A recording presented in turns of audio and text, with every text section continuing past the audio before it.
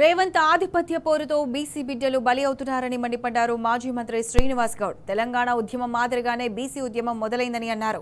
బీసీలను మోసం చేస్తూ పంచాయతీ ఎన్నికలలో రిజర్వేషన్ల పేరుతో ముఖ్యమంత్రి పచ్చి మోసాలకు పాల్పడుతున్నారని ఆగ్రహం వ్యక్తం చేశారు. నిర్మల్లో రవీందర్ రెడ్డి ఆత్మహత్య, సాయి ఈశ్వరాచారి ఆత్మహత్య ప్రభుత్వ హత్యలేనని అన్నారు.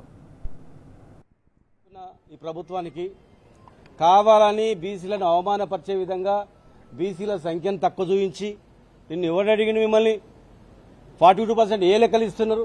అయినా నిజంగా 42% అని వస్తే చాలనుకున్నాం. కానీ మీరు సంఖ్యను తక్కువ చూపించి అవమానపరిచిండ్రు.